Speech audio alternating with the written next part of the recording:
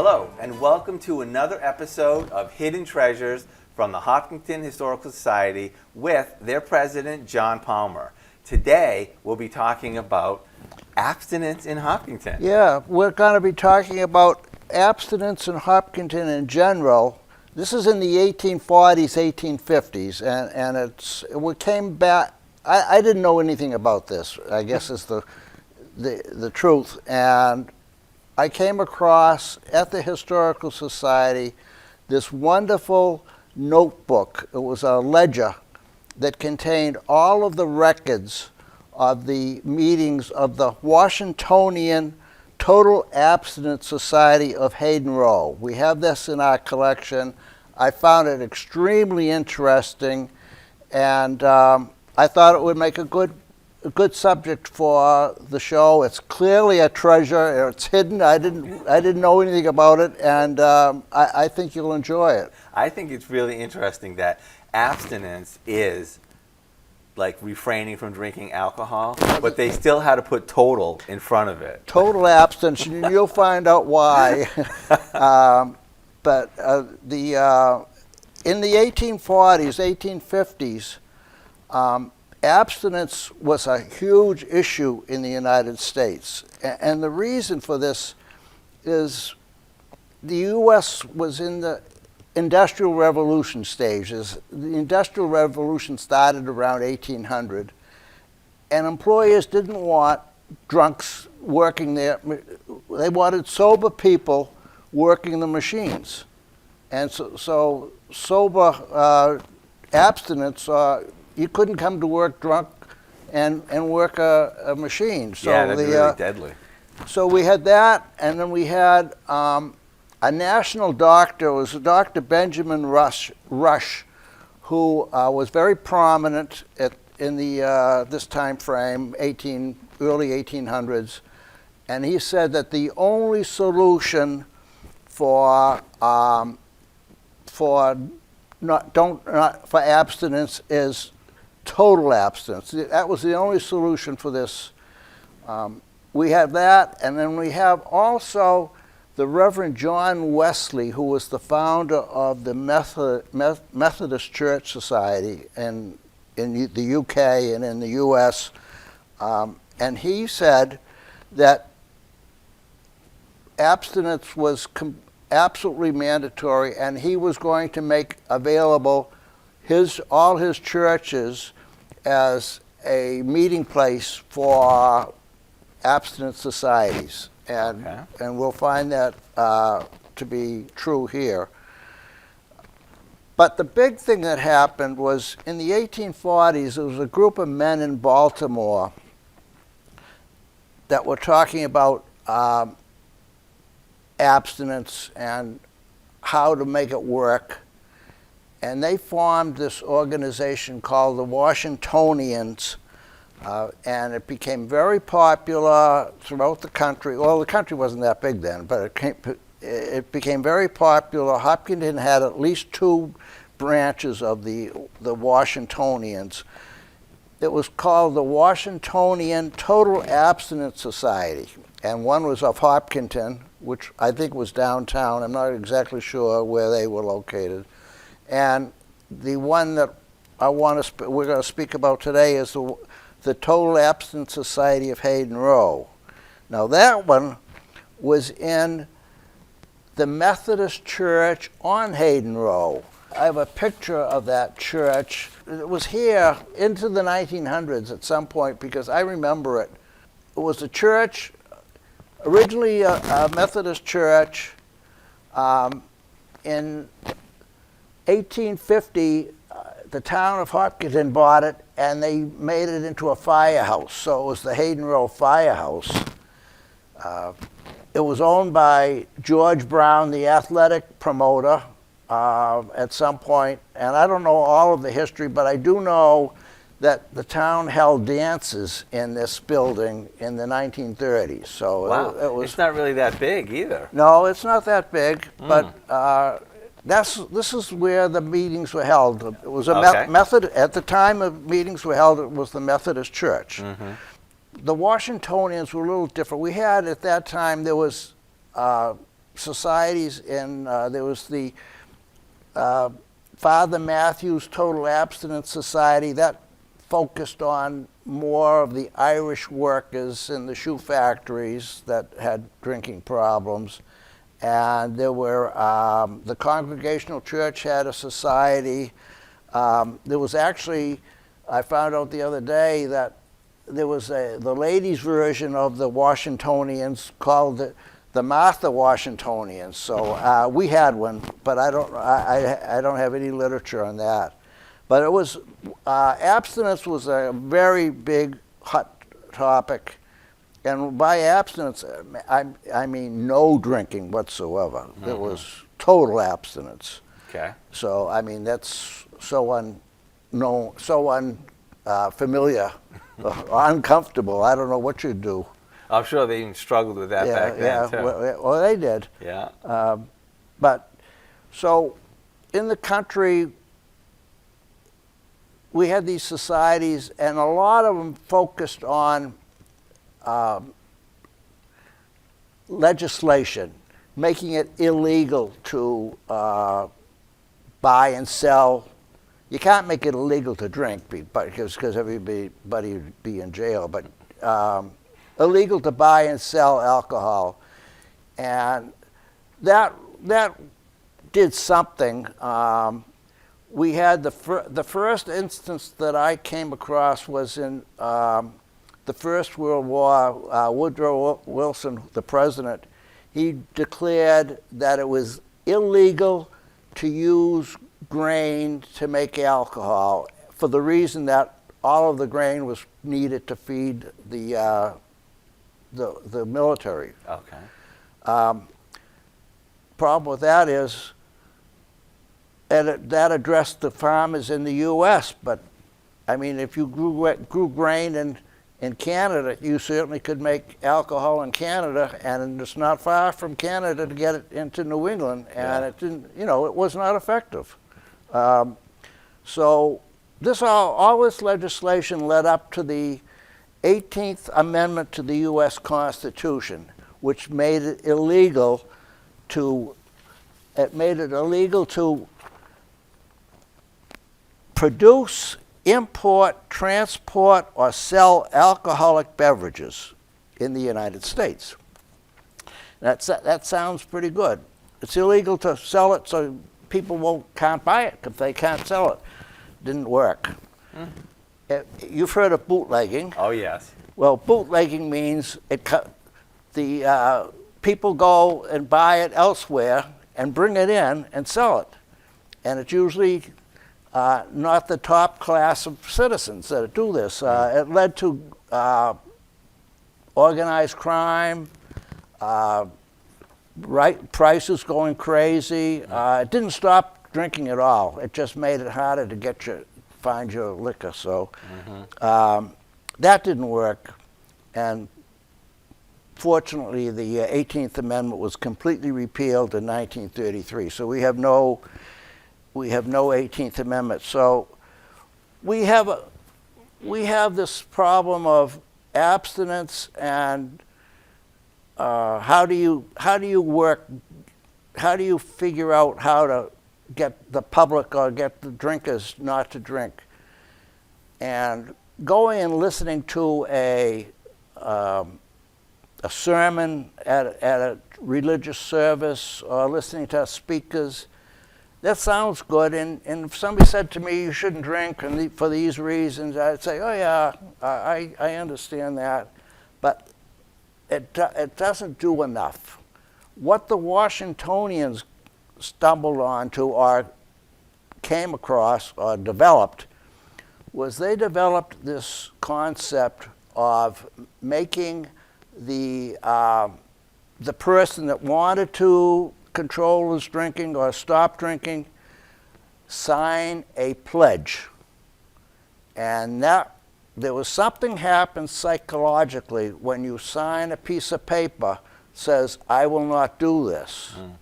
And then you go and want to do it, and you say, remember, you signed this.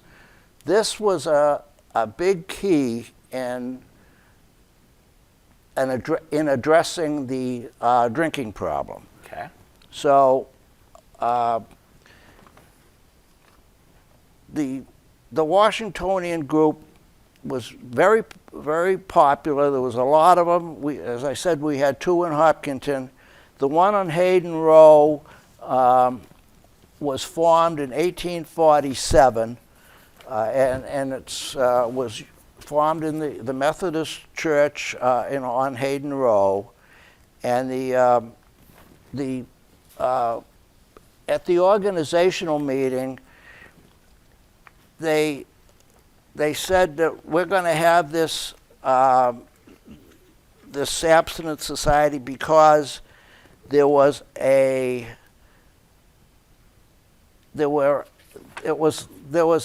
of people in this area. They said in this vicinity, this vicinity had a low success with dealing with abstinence. So they must have had a lot of drinking on Hayden Row, at least on the end by where the Historical Society is today, that end of Hayden Row. So they had a meeting on, they had their first meeting in October 1847 to consider the low condition of temperance in Hayden Row. The meetings were on Sunday evenings. The following Sunday evening, they had an organization meeting to form the Hayden Row Total Abstinence Society. And they adopted a constitution. They had 12 articles. This was a well-attended meeting. Article 1 states, "This association shall have for its objects the reclamation of the drunkard, the prevention of intemperate habits, and the promotion of total abstinence among all classes of the community." That was the purpose of it, total abstinence. Then there were a lot of articles about organization, keeping records, and what have you. But the heart of the Constitution, the heart of the Washingtonian Total Abstinence Society, the thing that makes it work is the pledge. Article 12 contains the pledge, and to become a member, you have to sign this pledge. "We, whose names are hereunto annexed, believing that the use of intoxicating liquor as a beverage is not only needless, but harmful to the social, civic, and religious interests of all classes of the community, tends to form intemperate habits, and that while it is continued, the evils of intemperance will never be done away with, do therefore agree that we will not use it, nor traffic in it, that we will not provide it as an article of entertainment or to persons in our employment, and that in all suitable ways we will discourage the use of it throughout the community." So it was we whose names are affixed agree to do all of these things, or not to do these things, however you want to take it. There was, I think, it was well over 50 people at this first meeting, because at this first meeting they passed around the pledge after it was introduced, and they got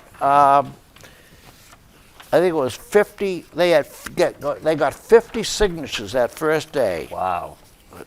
So they had 50 people sign it. Now, you put your name in the pledge, and hopefully you don't drink. Well, I'm going to tell you I have some tidbits or some incidents of what happened to several people, but altogether we had 183 names in the pledge book of the Historical Society, of the Washingtonian Society of Hayden Row. 13 of them had lines scratched through. their name. So if you broke the pledge, you got crossed off, you were out of the society. Okay. So sounds like we had 170 successes in it. All of the names are in the logbook. The logbook's at the Hayden Row Society, 168 Hayden Row. I'm not going to read any of the names. There's a lot of Hopkinton family names in there, you'll know, and you know, you have to, if you want to know if you have any relatives in there, you'll have to come down and look at the book. But the meetings had this format. Every Sunday night, they'd begin with a choir song. They had a choir, they sang. The preacher would speak, then there'd be another hymn. And somebody else would speak, then there'd be another hymn. And then they'd pass around the pledge. You'd sign the pledge or not sign it, and that was the end of the meeting. And this went on. Every meeting is recorded in the logbook. There's 3 meetings that I found particularly interesting, and I wanted to talk about those. In the meeting of November 21st, 1847, we have a letter that was written by a person, a member, and I would like to read it word for word. Mr. President, you will do me a great favor if you take my name off of the former Hopkinton Washingtonian pledge, as I have broken it, and sign it again for me on the Hayden Row pledge. I have had the misfortune to break the rules of the society. I drank 1 glass of strong beer at Boston and 2 at Ashland, which I think is no better than to take so much rum, brandy, or gin. I now pledge not to drink rum, brandy, gin, wine, cider, or beer, if you will receive my acknowledgments and take my name to the pledge again. So you can get a sense of how powerful this pledge is. 2 beers, 3 beers, and you know, I'm glad we don't have this today.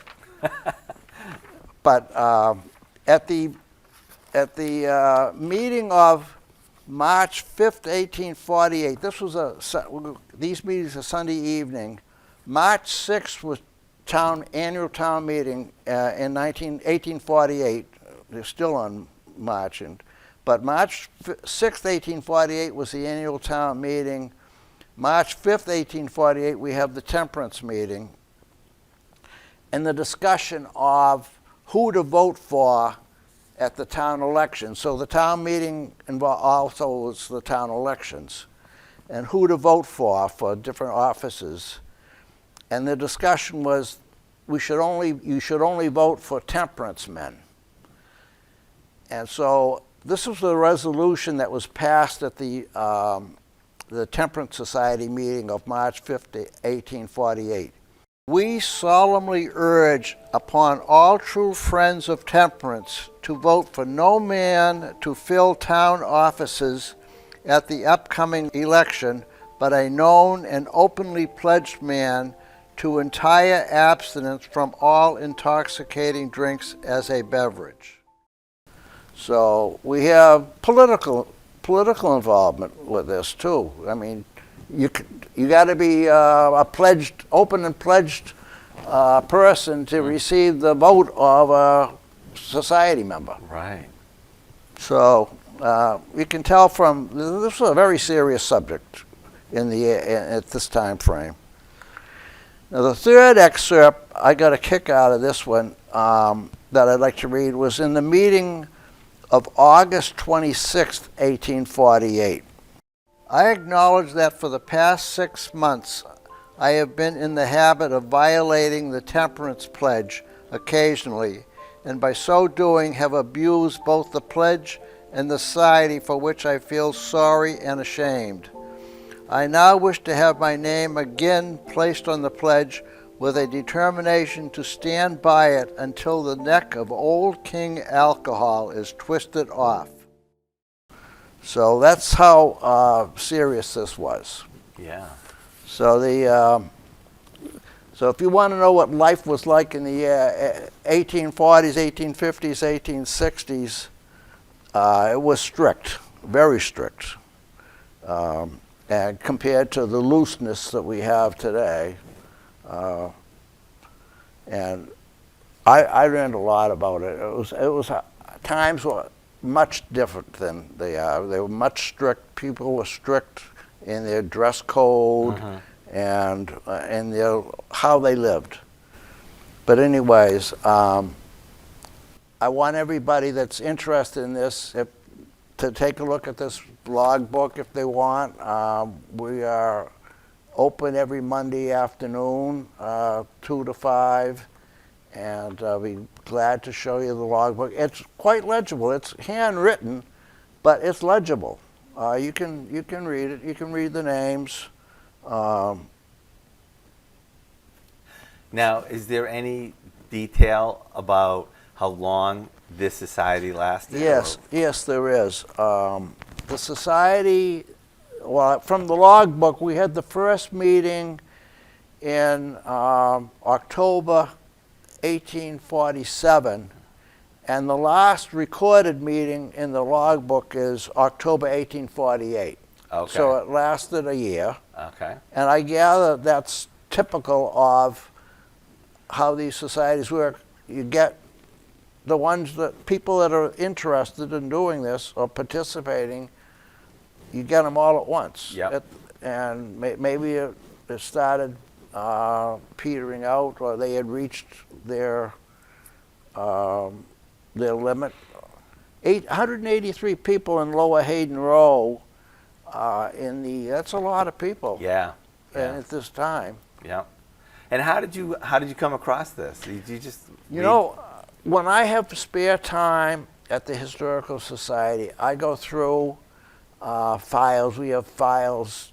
We call them general files. They have different topics.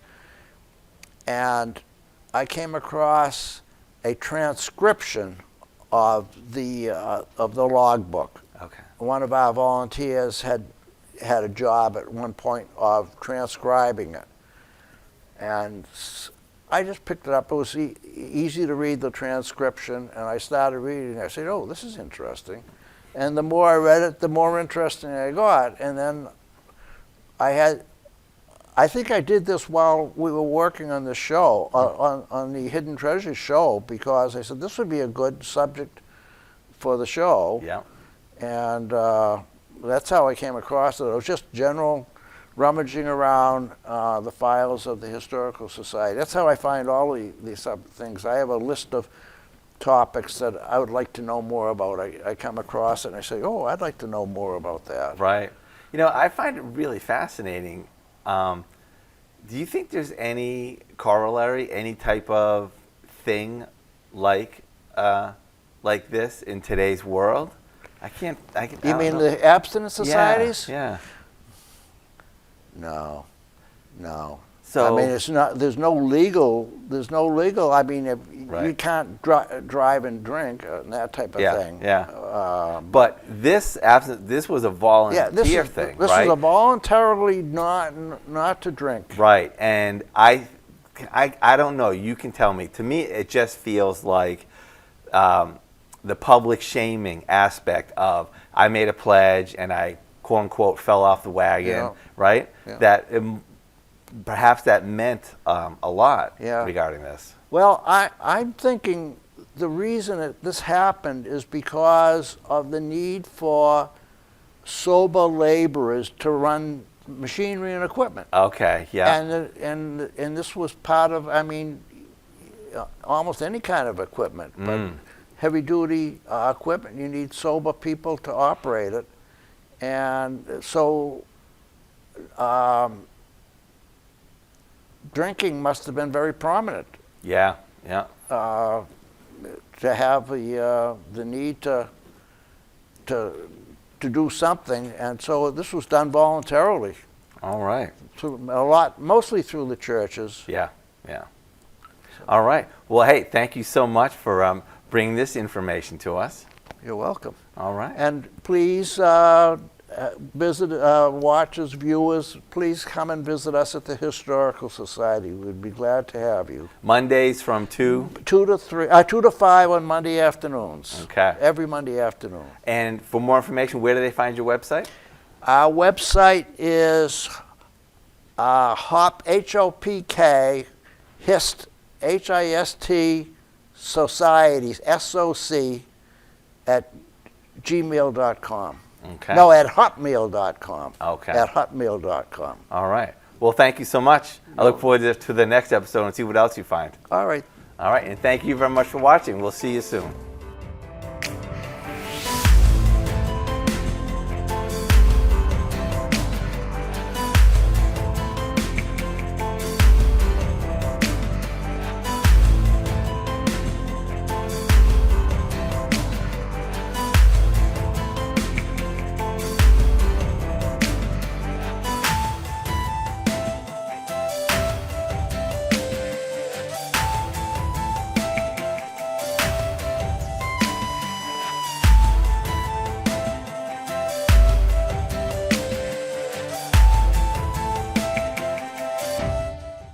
Hi, my name is Danielle Cook. I'm the Adult Services Librarian at the Hopkinton Public Library, and I'm here with my colleague Jack Miller, our teen librarian. We're here to invite you to join us for our reading marathon.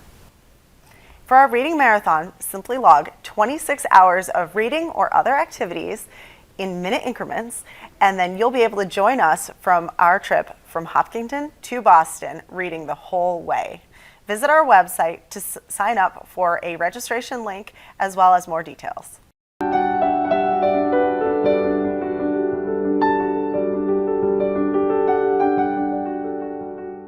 Solar power is a free gift from the universe. You'll be very surprised at how many programs there are that offer rebates and information for you to save money on your business and your home. You owe it to yourself to find out more information. Go to the website www.mass.gov/solar-information-programs. Many businesses around town are already taking advantage of solar power. Ask your neighbors what they think. You're saving money and you're saving the planet. Life doesn't get more simple than that.